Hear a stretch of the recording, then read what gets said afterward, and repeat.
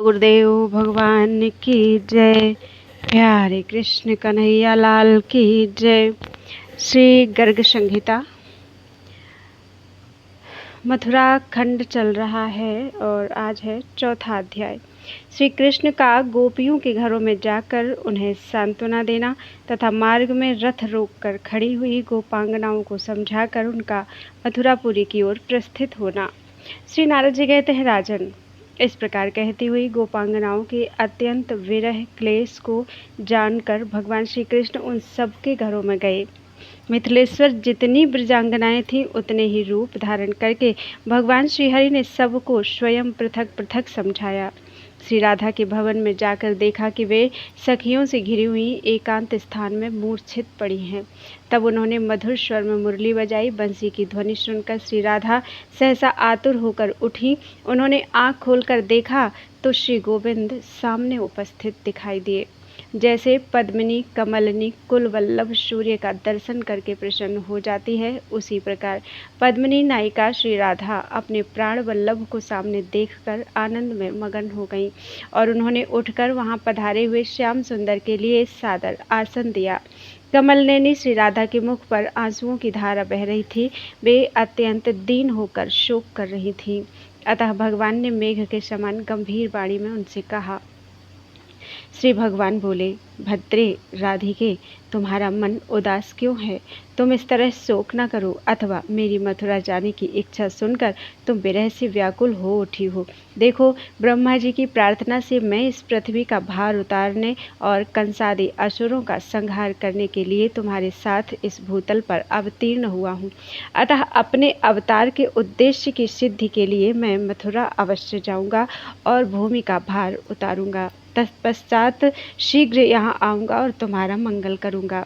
नारद जी कहते हैं, जगदीश्वर श्रीहरि के यूँ कहने पर वियोग विह्वला श्री राधा दावानल से दग्ध लता की भांति मूर्छित हो गई और उनमें कंप, रोमांच आदि सात्विक भाव प्रकट हो गए। उस अवस्था में वे अपने प्राण वल्लभ से बोली। श्री राधा ने कहा, प्राणनाथ, तुम पृथ्वी का भार उतारने के लिए अवश्य मथुरापुरी को जाओ, परंतु मेरी इस निश्चित प्रतिज्ञा को भी सुन लो। यहाँ से तुम्हारे चले जाने पर मैं शरीर को कदापि धारण नहीं करूँगी। यदि तुम मेरी इस प्रतिज्ञा या शपथ पर ध्यान नहीं देते हो तो दूसरी बार पुनः अपने जाने की बात कहकर देख लो। मैं तुरंत कथा शेष हो जाऊंगी। मेरे प्राण अधरों की राह से निकल जाने को अत्यंत आकुल हैं। ये कपूर की धूलि कणों के समान शीघ्र ही उड़ जाएंगे।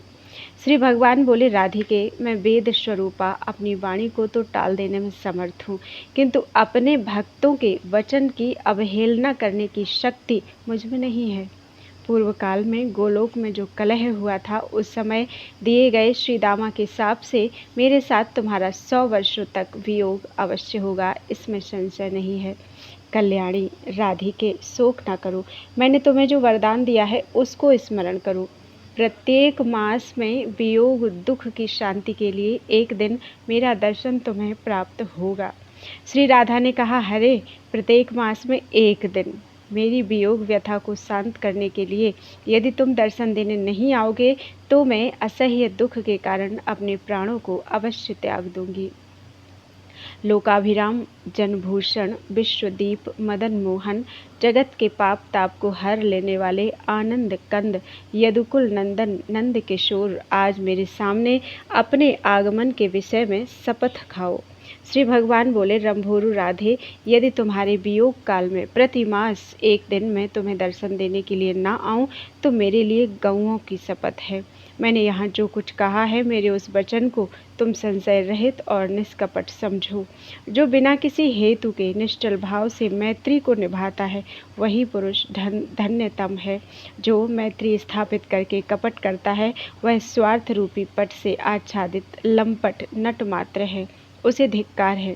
जैसे यहाँ कर्मेंद्रियाँ रस, रूप, गंध, स्पर्श एवं शब्द को नहीं जान पाती, उसी प्रकार जो सकाम भाव रखने वाले मुनि हैं, वे उस निरपेक्ष स्वरूप एवं निर्गुण गूढ़ परम सुख को किंचन मात्र भी नहीं जानते। जो लोग समदर्शी, जितेंद्रिय, अपेक्षा रहित एवं महान संत हैं, वे ही उस कामना रहित मेरे परम सुख का अनुभव करते हैं। ठीक उसी तरह जैसे ज्ञानेंद्रियां ही रस आदि विषयों को जान पाती हैं। भामिनी, मन के सारे भाव पारस्परिक हैं, एक दूसरे की अपेक्षा रखते हैं, इसलिए किसी एक ही तरफ से प्रीति नहीं होती, दोनों ही ओर से हुआ करती है। अतः सबको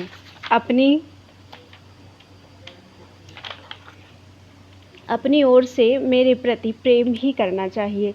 इस भूतल पर प्रेम के समान दूसरी कोई वस्तु नहीं है। राधे, जैसे भांडीर वन में तुम्हारा मनोरथ सफल हुआ था, उसी प्रकार फिर होगा। सत्पुरुषों द्वारा जिस हेतु रहित प्रेम का आश्रय लिया जाता है, उसे भी संत महात्मा निर्गुण ही मानते हैं। जो लोग तुझ राधिका और मुझ केशव में उसी प्रकार भेद की कल्पना नहीं करते, जिस प्रकार दुग्ध और उसकी धवलता में भेद संभव नहीं है, वे निष्काम भाव के कारण उद्दीप्त हुई भक्ति से युक्त महात्मा पुरुष ही मेरे उस ब्रह्म पद को प्राप्त होते हैं। रंभोरु, जो कुबुद्धि मनुष्य इस भूतल पर तुझ राधिका और मुझ केशव में भेद दृष्टि रखते हैं, वे जब तक चंद्रमा और सूर्य की सत्ता है, तब तक कालसूत्र नरक में पड़कर दुख भोगते हैं। श्री नारद जी कहते हैं, राजन, इस प्रकार श्री राधा तथा समस्त गोपी गणों को आश्वासन देकर नीति कुशल भगवान गोविंद नंद भवन में लौट आए। तदनंतर सूर्योदय होने पर नंद आदि गोप छकड़ों द्वारा भेंट सामग्री भेजकर स्वयं रथारूढ़ हो वे सब के सब श्री मथुरापुरी को गए।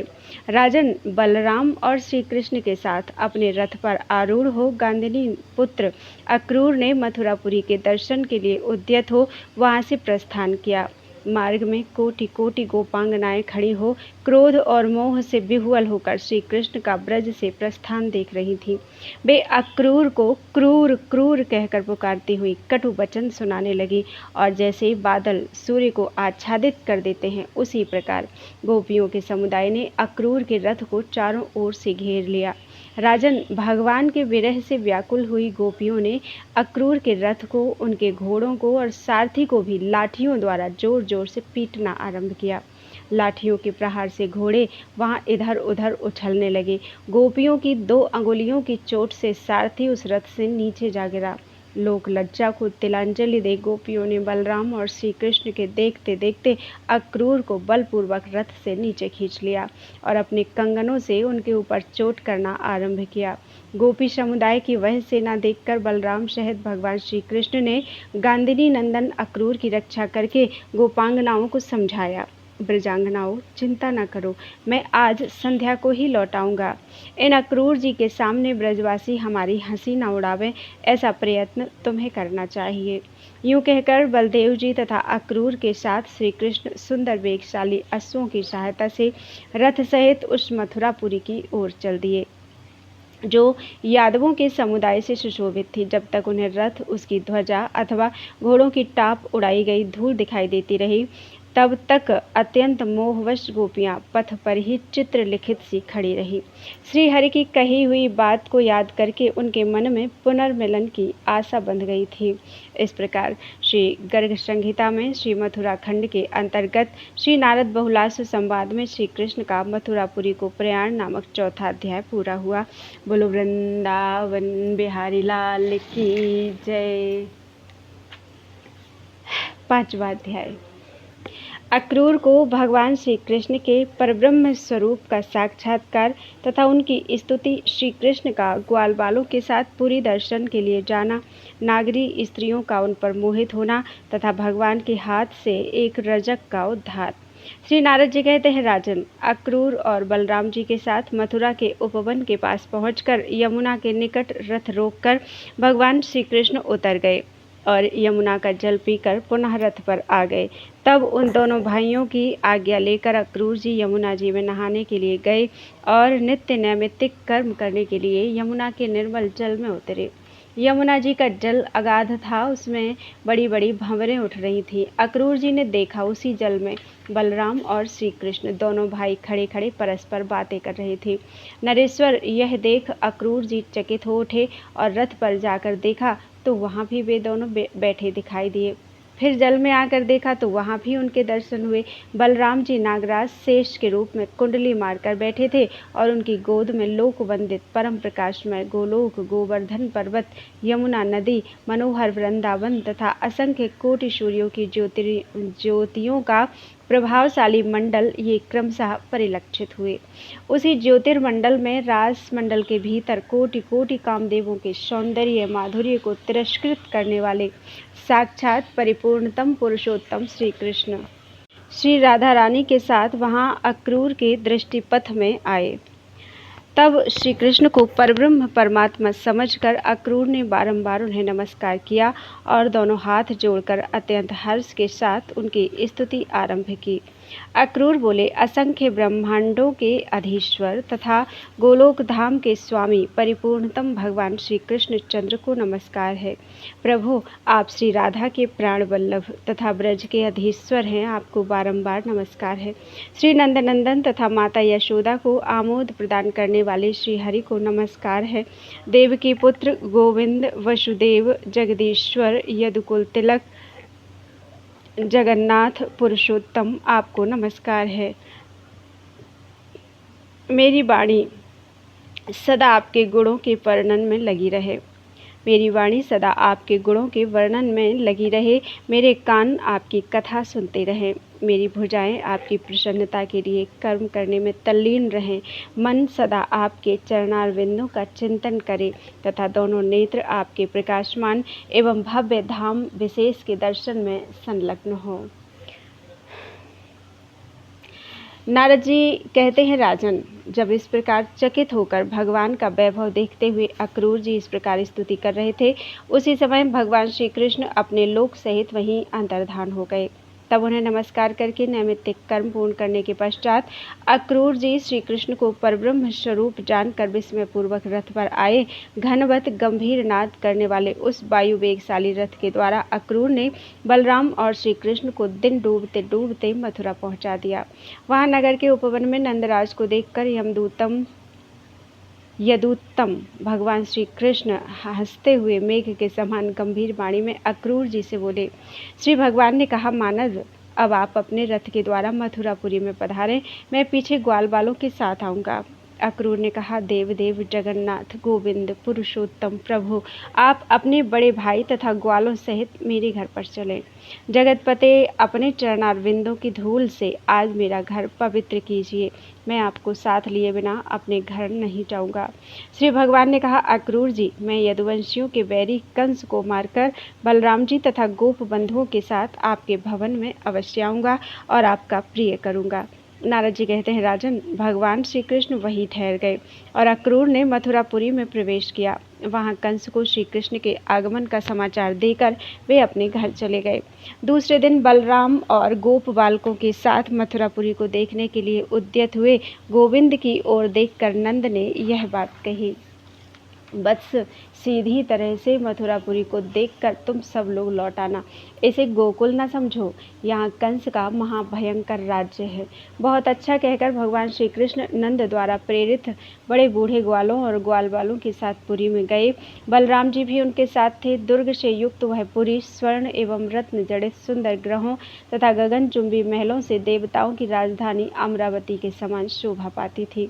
यमुना के तट पर रत्नों की सीढ़ियां बनी थी। वहां चंचल लहरों का कौतूहल देखते ही बनता था। उन सब से तथा दिव्य नर नारियों से युक्त वह नगरी अलकापुरी के समान शोभा पा रही थी। मथुरापुरी की शोभा निहारते और धनिकों के भवनों को देखते हुए श्री कृष्ण ग्वाल वालों के साथ राजमार्ग पर आ गए। वसुदेव नंदन श्री कृष्ण के आगमन का समाचार सुनकर मथुरापुरी की स्त्रियां, जो उनके विषय में बहुत कुछ सुन चुकी थी, सारे कामकाज और शिशुओं को भी छोड़कर उन्हें देखने के लिए इस प्रकार दौड़ी मानो नदियां समुद्र की ओर भागी जा रही हों। कुछ स्त्रियां महलों की छत से, कुछ जालीदार झरोखों से, छेद से, कोई दीवारों की ओट से, कोई खिड़कियों पर लगे हुए पर्दे हटाकर और कुछ नारियां दरवाजे के किवाड़ों से बाहर निकलकर घर के चबूतरों पर से उन्हें देखने लगी। भगवान श्री कृष्ण का एक चंचल कुंतल भाग उनके मुख पर लटक रहा था, मानो उन्होंने अपने अपने सामने वाले मनुष्यों के मन को हर लेने के लिए उसे धारण किया था तथा दूसरा कुंतल भाग उन्होंने मुकुट के नीचे दबाकर पीछे की ओर लटका दिया था, मानो पीछे से आने वाले लोगों के मन को मोहने के लिए उसे उन्होंने पृष्ठभाग की ओर धारण किया था।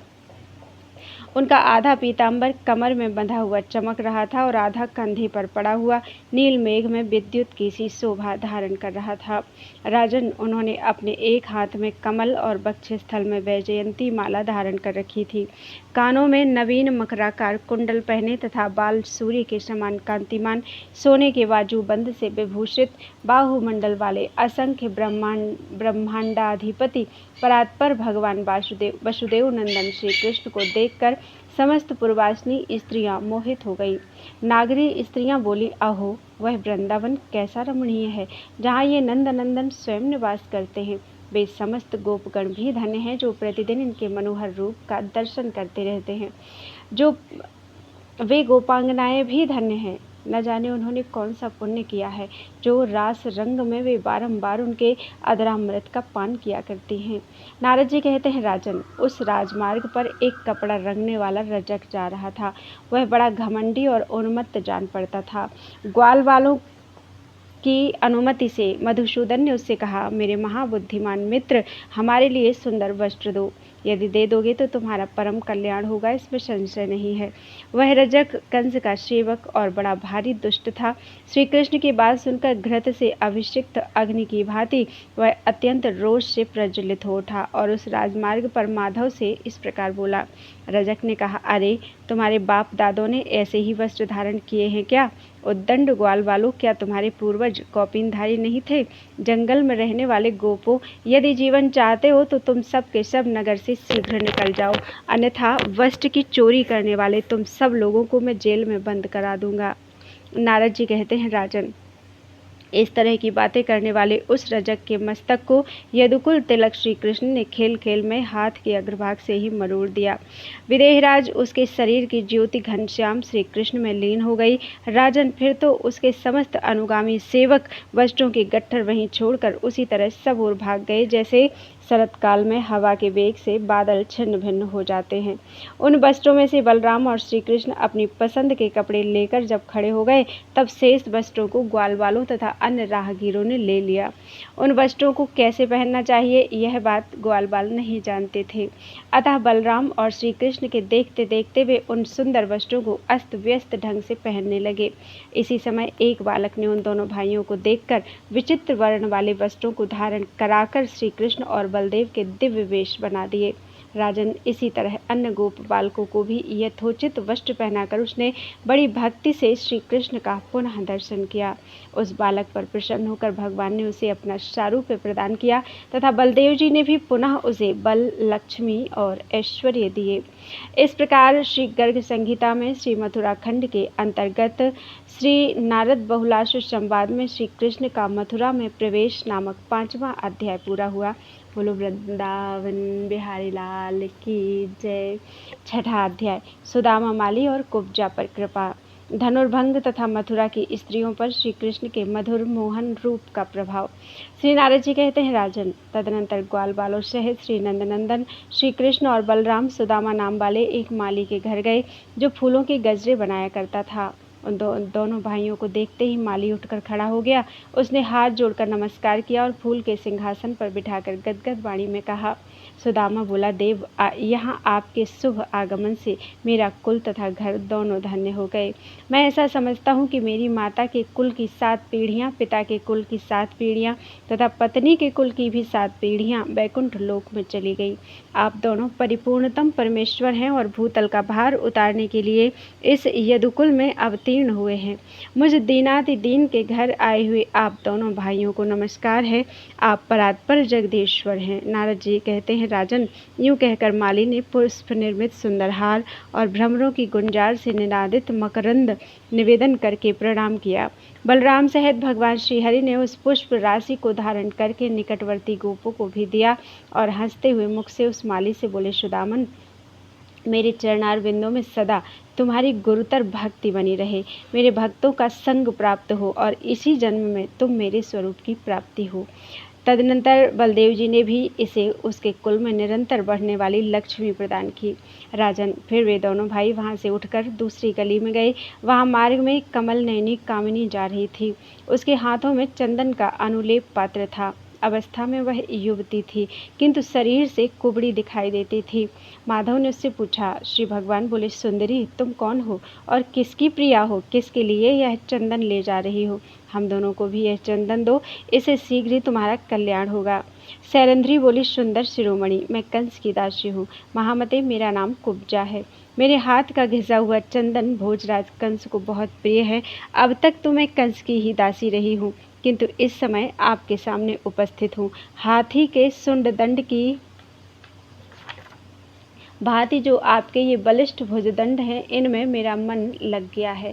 आप दोनों भाइयों को छोड़कर दूसरा कौन ऐसा पुरुष है जो इस चंदनानुलेपन के योग्य हो?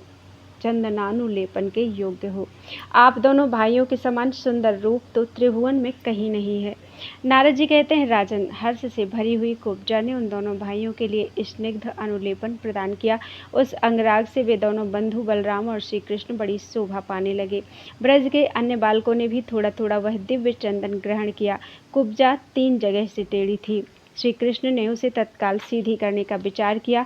उन सर्वव्यापी परमेश्वर ने अपने चरणों द्वारा उसके पैरों के अग्रभाग को दबाकर उत्तान हाथ की 2 अंगुलियों से उसकी ठोड़ी पकड़ ली और लोगों के देखते देखते उसके 3 जगह से टेढ़े शरीर को उचका दिया। फिर तो वह उसी समय छड़ी की समान देह वाली अत्यंत रूप सौंदर्य से संपन्न तनवंगी तरुणी हो गई और अपनी दीप्ति से रंभा को भी तिरस्कृत सी करने लगी। उसके हृदय में काम भाव का उदय हुआ और उससे विह्वल हो उस पवित्र मुस्कान वाली शैलेंद्री ने श्रीहरि का वस्त्र पकड़कर इस प्रकार कहा। शैलेंद्री बोली, सुंदर प्रवर, अब तुम शीघ्र ही मेरे घर चलो। निश्चय ही मैं तुम्हें छोड़ नहीं सकती। तुम तो सबके मन की जानने वाले हो, मुझ पर कृपा करो। रसिक शेखर मानद, तुमने मेरे मन को बड़े बेग से मथ डाला है। श्री नारद जी कहते हैं, राजन, तब सब गोप अहो यह क्या परस्पर यूं कहते हुए ताली पीट पीट कर हंसने लगे।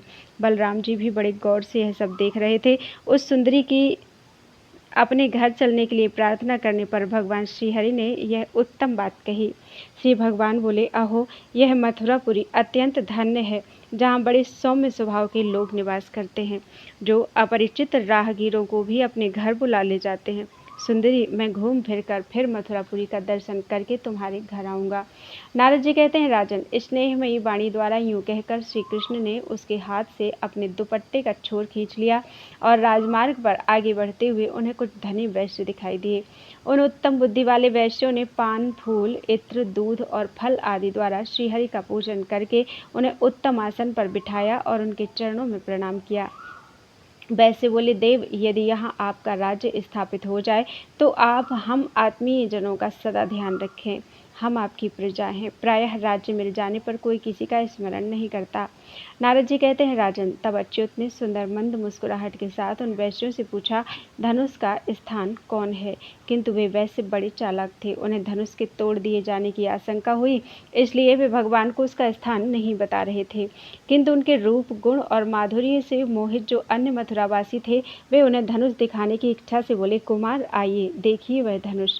तब उनके दिखाए हुए मार्ग से श्री कृष्ण ने धनुषशाला में प्रवेश किया। वे मथुरावासी समवयस्क पुरबालकों के साथ मैत्री भाव की स्थापना भी करते जाते थे। वह धनुष सुनहरे बेल बूटों से चित्रित था। उसकी लंबाई 7.5 ताड़ के बराबर थी। वह देखने में इंद्रधनुष सा जान पड़ता था। वह इतना अधिक भारी था कि 5000 मनुष्य एक साथ मिलकर ही उसे एक स्थान से दूसरे स्थान पर ले जा सकते थे। उसका निर्माण 8 धातुओं से हुआ था। वह कठोर धनुष 1 लाख भार के समान भारी था और चतुर्दशी तिथि को पूर्ववासियों द्वारा पूजित हो यज्ञ मंडप में स्थापित किया गया था। पूर्व काल में भृगुकुल नंदन परशुराम जी ने राजा यदु को वह धनुष दिया था। माधव श्री कृष्ण ने उसे देखा। वह कुंडली मारकर बैठे हुए शेषनाग के समान प्रतीत होता था। लोग मना करते रह गए, किंतु श्री कृष्ण ने हठपूर्वक उस धनुष को उठा लिया और पूर्ववासियों के देखते देखते खेल खेल में उसके ऊपर प्रत्यंचा चढ़ा दी। राजन, फिर श्रीहरि ने अपने भुजदंडों से उस धनुष को कान तक खींचा और जैसे हाथी ईख के डंडे को तोड़ डालता है, उसी प्रकार उसको बीच से खंडित कर दिया। टूटते हुए उस धनुष की टंकार बिजली की गड़गड़ाहट के समान प्रतीत हुई। इससे भूह आदि 7 लोकों तथा 7 पातालों सहित सारा ब्रह्मांड गूंज उठा। दिग्गज विचलित हो गए, तारे टूटने लगे, भूखंड मंडल कांप उठा। पृथ्वी पर रहने वाले लोगों के कान तत्काल बहरे से हो गए। वह शब्द तो 2 घड़ी तक कंस के हृदय को विदीर्ण करता रहा। उस धनुष की रक्षा करने वाले आतताई असुर अत्यंत कुपित होकर उठे और श्री कृष्ण को पकड़ लेने की इच्छा से परस्पर कहने लगे, बांध लो इसे। उन्हें सशस्त्र आक्रमण करते देख बलराम और श्री कृष्ण ने धनुष के दोनों टुकड़े लेकर उन दुर्मत दैत्यों को बड़े बेग से पीटना आरंभ किया। धनुष खंडों के अत्यंत प्रबल प्रहार से कितने ही वीर तत्काल मूर्छित हो गए। किन्हीं के पांव टूटे, किन्हीं के नख फूटे और कितनों ही के कंधे एवं बाहुदंड खंडित हो गए। इस प्रकार 5000 दैत्य वीर भूमि पर प्राण शून्य होकर सो गए। समस्त मथुरावासियों में हलचल मच गई। बहुत से लोग उस घटना को देखने के लिए दौड़े आए। नगरी में सब ओर कोलाहल होने लगा और वहां के लोगों के मन में बड़ा भारी भय समा गया। भोजराज कंस के सभा मंडप का छत्र अकस्मात टूटकर गिर पड़ा। नरेश्वर ग्वाल वालों तथा बलराम जी के साथ श्री कृष्ण संध्या के समय धनुषशाला से नंदराज के निकट आ गए, मानो वे अत्यंत डर गए हों। गोविंद का वह अद्भुत सुंदर रूप देखकर मथुरापुरी की वनिताएं विशेष रूप से मोहित हो गईं। उनके वस्त्र खिसक गए, गूंथी हुई चोटियां ढीली पड़ गई, हृदय में प्रेम जनित पीड़ा जाग उठी और वे अपनी सखियों से परस्पर इस प्रकार कहने लगीं। पूरी स्त्रियां बोली, सखियों, करोड़ों कामदेवों की कांति धारण किए श्रीहरि बड़ी उतावली के साथ मथुरापुरी में स्वच्छंद विचरने लगे हैं और जिन किन्हीं युवतियों ने उन्हें देखा है, उन हम जैसी सभी स्त्रियों के समस्त अंगों में वे अनंग बनकर समाविष्ट हो गए हैं। कुछ चतुरा स्त्रियों ने कहा, क्या इस पुरी में ऐसी क्रूर स्त्रियां नहीं हैं जो अनंग मोहन श्री कृष्ण के सारे अंगों को घूर घूर कर देखती हैं? हम सब उन परमानंदमय सर्वांग सुंदर श्री कृष्ण को भर आंख नहीं निहारती।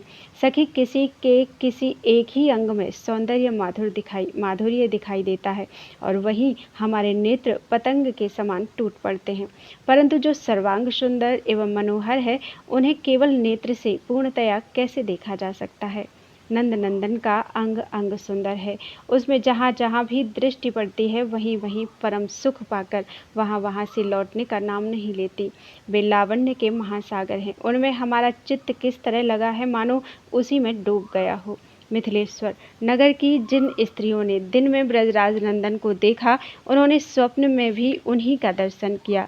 फिर जिन्होंने रासमंडल में उनके साथ रास लीला की, वे गोपांगनाएं उनके मधुर मनोहर रूप का कैसे निरंतर स्मरण ना करें। इस प्रकार श्री गर्ग संहिता में श्री मथुरा खंड के अंतर्गत नारद बहुलासु संवाद में मथुरा दर्शन नामक 6वां अध्याय पूरा हुआ। बोलो वृंदावन बिहारी लाल की जय। 7वां अध्याय मल्ल क्रीड़ा महोत्सव की तैयारी, रंग द्वार पर कुवलयापीड़ का वध तथा श्री कृष्ण और बलराम का चाणूर और मुष्टिक के साथ मल्ल युद्ध में प्रवृत्त होना। नारद जी कहते हैं, राजन, रजक के मस्तक के छेदन, धनुष के भंजन तथा रक्षकों के वध का समाचार सुनकर कंस को बड़ा भय हुआ। तत्काल उसके सामने अपशकुन प्रकट हुए। उसके बाएं अंग फड़कने लगे, उसे स्वप्न में अपना अंग भंग दिखाई देने लगा। इस दैत्यों के राजा कंस को रात भर नींद नहीं आई। उसने स्वप्न में यह भी देखा कि वह प्रेतों से घिरा हुआ है, उसके सारे शरीर में तेल मला गया है तथा वह नंग धड़ंग जपा कुसुम की माला पहने भैंसे पर चढ़कर दक्षिण दिशा की ओर जा रहा है। प्रातःकाल उठकर उसने कार्यकर्ताओं को बुलवाया और उन्हें मल्ल क्रीड़ा महोत्सव प्रारंभ करने की आज्ञा दी। सभा मंडप के सामने ही विशाल प्रांगण से युक्त स्थान पर रंगभूमि की रचना की गई। वहां सोने के खंभे लगाए गए, सुनहरे चंदोबे ताने गए और उनमें मोतियों की लड़ियां लटका दी गई। नरेश्वर सुंदर सोपानों और सुवर्णमय मंचों से वह रंगभूमि बड़ी शोभा पाने लगी। राजा के लिए रत्नमय सुंदर मंच स्थापित किया गया, उस पर इत्र लगाया गया। उस मंच पर इंद्र का सिंहासन लगा दिया गया, उसके ऊपर सुंदर बिछावन और तकिए सुसज्जित कर दिए गए। चंद्रमंडल के समान मनोहर दिव्य छत्र तथा हीरे की बनी हुई मूठ वाली हंस की सी आभा से युक्त व्यजन और चामरों से सुशोभित विश्वकर्मा द्वारा रचित वह 10 हाथ ऊंचा सिंहासन बड़ा ही चित्ताकर्षक था। उस पर आरूढ़ हो राजा कंस पर्वत शिखर पर बैठे हुए सिंह के समान शोभा पा रहा था। वहाँ गायकों द्वारा गीत गाए जाने लगे, वीरांगनाएं नृत्य करने लगीं और मृदंग, पटह, ताल, भेरी तथा आनक आदि बाजे बजने लगे। राजन, छोटे-छोटे मंडलों के शासक, नरेश तथा नगर और जनपद के निवासी बड़े लोग पृथक-पृथक मंच पर बैठकर मल्ल युद्ध देख रहे थे। चाणूर, मुष्टिक, कूट, शल और तोशल आदि पहलवान व्यायाम उपयोगी गजराज के गंडस्थल से मद झर रहा था। द्वार पर हाथी को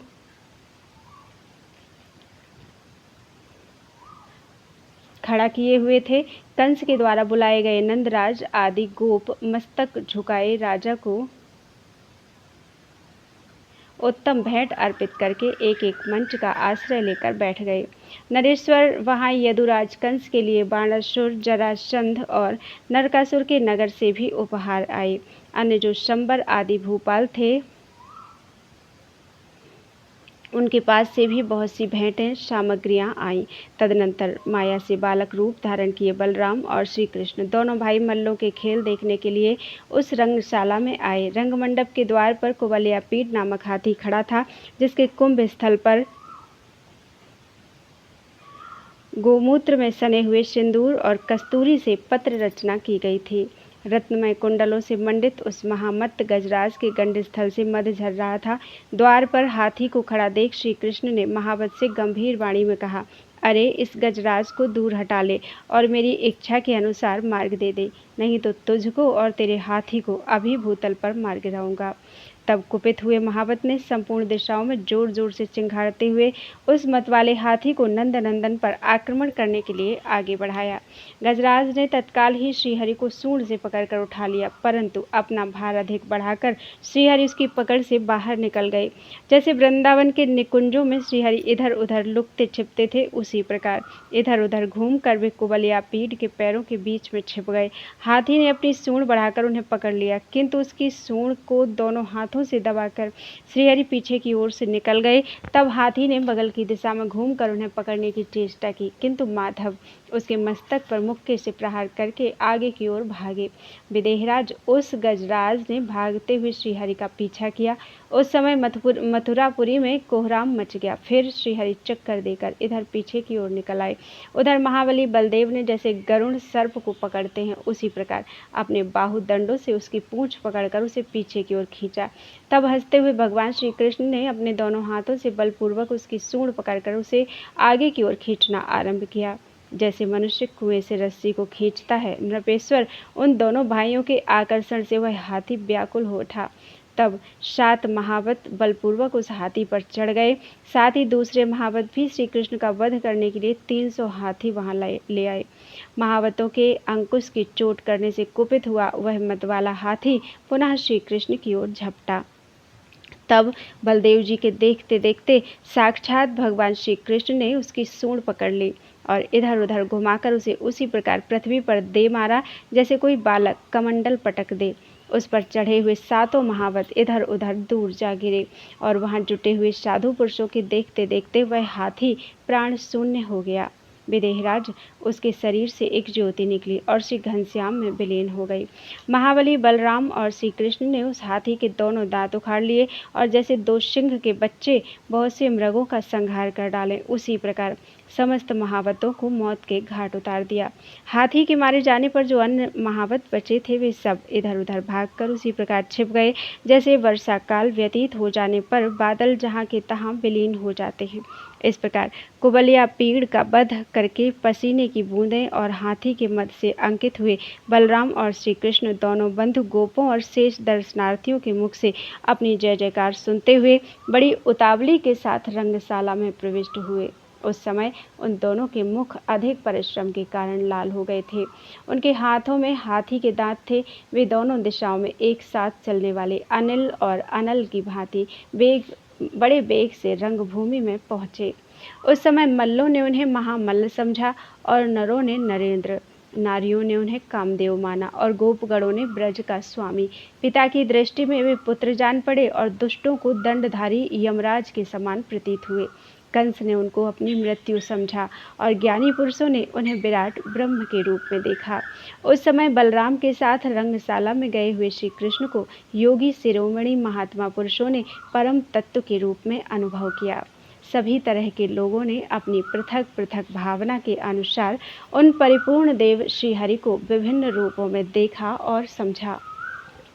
हाथी को मारा गया सुनकर और उन महाबली बंधुओं को देखकर मनस्वी कंस मन ही मन भयभीत हो उठा तथा मंचों पर बैठे हुए दूसरे लोग मन ही मन हर्ष से उल्लसित हो उठे और जैसे चंद्रमा को देखकर चकोर सुखी होते हैं उसी प्रकार वे उन्हें परम आनंद में निमग्न हो गए। वे उन्हें देखकर परमानंद में निमग्न हो गए। नगर के लोग अत्यंत उत्सुक हो एक दूसरे के कान से कान सटाकर परस्पर कहने लगे, ये दोनों वसुदेव नंदन साक्षात परम पुरुष परमेश्वर हैं। अहो, ब्रजमंडल अत्यंत रमणीय एवं श्रेष्ठ है, जहाँ ये साक्षात माधव विचरते रहे हैं और जिनका आज दुर्लभ दर्शन पाकर हम सर्वतो भाव से कृतार्थ हो गए। नारद जी कहते हैं, मैथिल, जब पूर्ववासी लोग इस प्रकार बातें कर रहे थे और भांति भांति के बाजे बज रहे थे, उस समय चाणूर ने बलराम और श्री कृष्ण दोनों के पास जाकर कहा। चाणूर बोला, हे राम, हे कृष्ण, आप दोनों बड़े बलवान हैं, अतः महाराज के सामने अपने बल का प्रदर्शन करते हुए युद्ध कीजिए। यदुकुल तिलक महाराज कंस यदि इस युद्ध से प्रसन्न हो गए तो आप लोगों की और हमारी कौन कौन सी भलाई नहीं होगी, अर्थात सब होगी।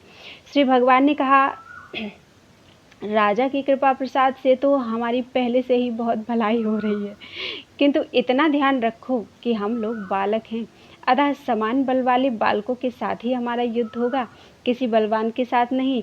इसकी यथोचित व्यवस्था होनी चाहिए, यहाँ अधर्म युद्ध कदापि न होने पाए। चाणूर ने कहा, ना तो आप बालक हैं और ना बलराम जी ही किशोर हैं, आप साक्षात बलवानों में भी बलिष्ठ हैं, क्योंकि सहस्र मत वाले हाथियों का बल धारण करने वाले कुबलिया पीड़ को आप दोनों ने खिलवाड़ में ही मार डाला है। नारद जी कहते हैं, राजन, चाणूर की ऐसी बात सुनकर अघमर्दन भगवान श्री कृष्ण चाणूर के साथ और बलवान बलराम जी मुष्टिक के साथ मल्ल युद्ध करने लगे। वे एक दूसरे के भुजदंडों को दोनों भुजाओं से पकड़कर अपनी ओर खींचते और पीछे ढकेलते थे। लोगों के देखते देखते वे दोनों भाई विजय की इच्छा से लड़ने वाले दो हाथियों की भांति अपने शत्रुओं से भिड़ गए।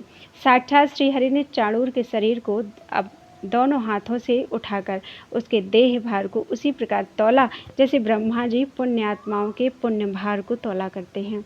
फिर महावीर चाणूर ने भगवान श्रीहरि को एक ही हाथ से उसी प्रकार लीलापूर्वक उठा लिया जैसे नागराज शेष भूमंडल को अपने एक ही फन पर धारण करते हैं। माधव ने अपनी भुजाओं के वेग से चाणूर की गर्दन और कमर में हाथ लगाकर उसे उठा लिया और सहसा पृथ्वी पर दे मारा। एक ओर श्री कृष्ण और चाणूर, दूसरी ओर बलराम और मुष्टिक एक दूसरे को हाथों, घुटनों, पैरों, भुजाओं, छातियों, अंगुलियों और मुक्कों से मारने लगे।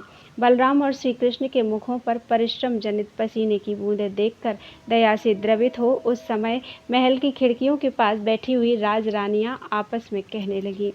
स्त्रियां बोली, अहो, राजा के मौजूद रहते उनके सामने सभा में यह बहुत बड़ा अधर्म हो रहा है। कहाँ तो वज्र के समान सुदृढ़ शरीर वाले वे दोनों पहलवान और कहाँ फूल के सदृश सुकुमार बलराम और कृष्ण। अहो, हम मथुरावासियों का कैसा अभाग्य है कि हमें आज इतने दिनों बाद इनका दर्शन हुआ भी तो युद्ध के अवसर पर। वनवासी गोपों का महान सौभाग्य अत्यंत धन्यवाद के योग्य है, जिन्हें रास रस के साथ श्री कृष्ण बलराम का दर्शन होता आ रहा है। सखियों, आश्चर्य की बात तो यह है कि इस दुष्ट चित्त राजा के रहते हुए कोई भी कुछ कहने को समर्थ नहीं हो सकता। इसलिए हमारे पुण्य के बल से ये दोनों बंधु शीघ्र ही अपने शत्रुओं पर विजय प्राप्त करें। इस प्रकार श्री गर्ग संहिता में श्री मथुरा खंड के अंतर्गत नारद बहुलाशु संवाद में मल्ल युद्ध का वर्णन नामक 7वां अध्याय पूरा हुआ। बोलो वृंदावन बिहारी लाल की जय। त्वदीयं वस्तु गोविंदम तुभ्यमेव समर्पयेत्।